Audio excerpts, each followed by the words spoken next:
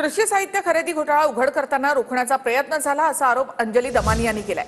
स्वस्तात मागवलेलं खत माझ्यापर्यंत पोहोचू दिलं नाही, माझी ऑर्डर घरी पोहोचण्यापूर्वीच रोखली असा आरोप दमानिया यांनी केलाय। तर अंजली दमानिया यांनी पत्रकारांसमोर खेळ मांडलाय असं गुणरत्न सदावर्तेंनी म्हटलंय। दमानियांकडून भास निर्माण करण्याचा केविलवाडा प्रयत्न केला जातो असं गुणरत्न सदावर्ते म्हणतायत। आपने प्रोडक्ट मंगवाया है, कंपनी ने ही मना किया है, इसलिए तो रिटर्न लेना पड़ा, बीच में से ही पास लगा। नहीं, पर ये क्यों रिटर्न लेना पड़ा?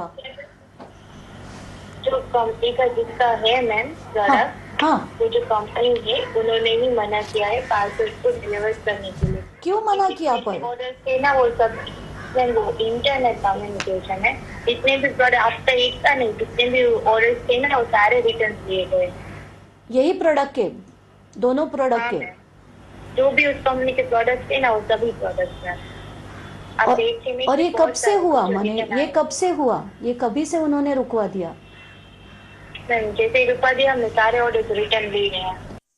ज्या प्रकारे आज अंजली दमानिया यांनी पत्रकारांसमोर एक खेळ मांडला, एक काहीतरी मी अजुब्बा दाखवते असा दाखवण्याचा भास निर्माण करण्याचा प्रयत्न केला, केविलवाणी काहीतरी वेगळं आहे हे दर्शवण्याच्या भानगडीत होत्या।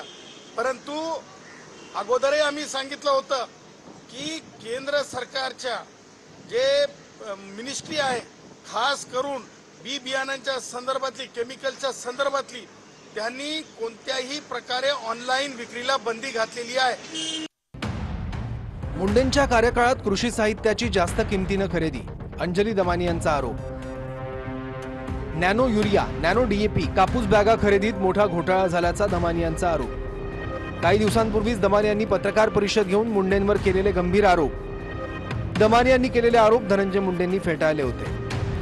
दमानी यांनी केलेले आरोप सिद्ध झाल्याचं दाखवा मुंडेंचं वक्तव्य।